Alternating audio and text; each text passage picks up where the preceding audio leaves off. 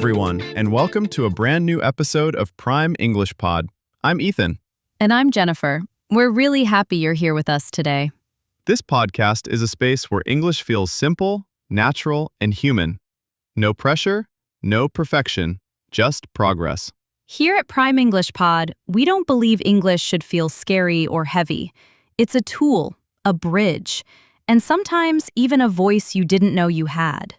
Today's episode is called From Fear to Confidence, The Power of English.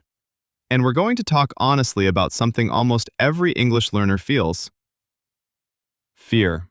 Fear of speaking, fear of mistakes, fear of judgment.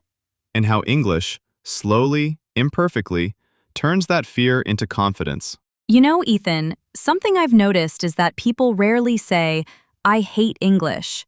What they usually say is, "I'm afraid of English." Exactly. Nobody wakes up one day and decides to be scared of a language.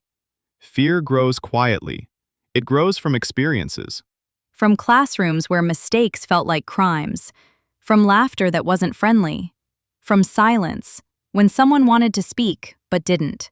And the strange thing is, English becomes this symbol. Not just a language, but a test of intelligence, confidence, and identity. I've met people who are brilliant thinkers in their own language. Funny, sharp, emotional, deep. But in English, they feel smaller. Like they've lost parts of themselves at border control. Yes, and that's painful. The fear usually sounds like, what if I sound stupid? What if they don't understand me? What if I forget the word? Or worse, what if they understand me and judge me? That one hits hard. It does, because English, for many people, isn't just optional anymore. It's tied to jobs, travel, education, social media. It's tied to opportunity. So the fear grows teeth. It becomes, if I fail in English, I fail in life. Which is wildly unfair and completely untrue. Confidence doesn't arrive one day like a gift box. It's built from small, awkward moments. Moments where your heart is beating fast, your grammar is wrong, and you speak anyway. That's the secret nobody puts in textbooks. Textbooks teach structure. Life teaches courage. I've noticed something fascinating. The people who speak English confidently aren't always the most accurate. Yes, they pause, they search for words, they say, and, all the time. But they continue. They don't disappear mid-sentence. Fear makes people disappear. Confidence lets them stay. And English, when taught the right way, helps people stay in the conversation. I think confidence comes when English stops being a performance and starts being a tool. When you stop trying to impress and start trying to connect. Connection is forgiving. Perfection is cruel. Think about children.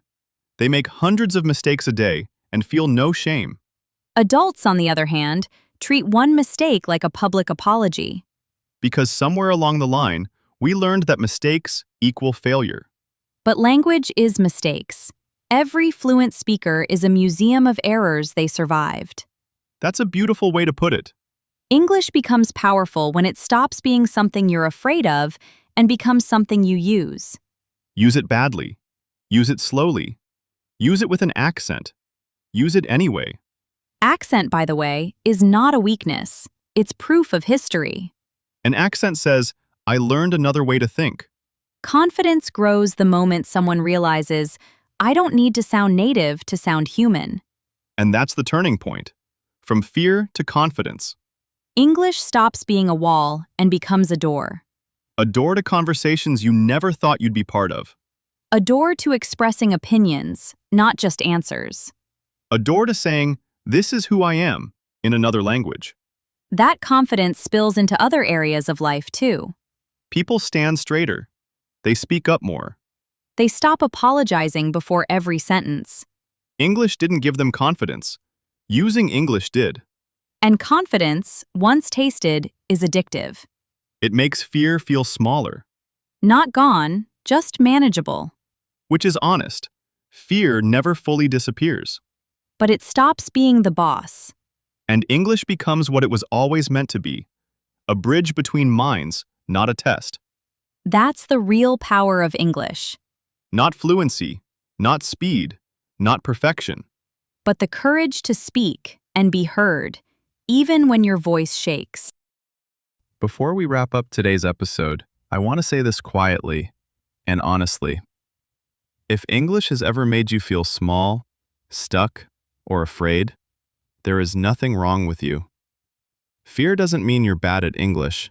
It means you care. And caring is never weakness. Confidence doesn't arrive when your English is perfect. It arrives when you decide that your voice matters, even while you're learning. Here at Prime English Pod, we're not chasing flawless sentences. We're building real voices. Your voice. So keep going. Keep speaking. Keep showing up, even on the days when your words feel messy. Because one day soon, you'll realize something beautiful. English didn't change who you are. It helped you show who you've been all along. Thank you for spending this time with me today. The next episode will be stronger, deeper, and even more beautiful. This is only the beginning.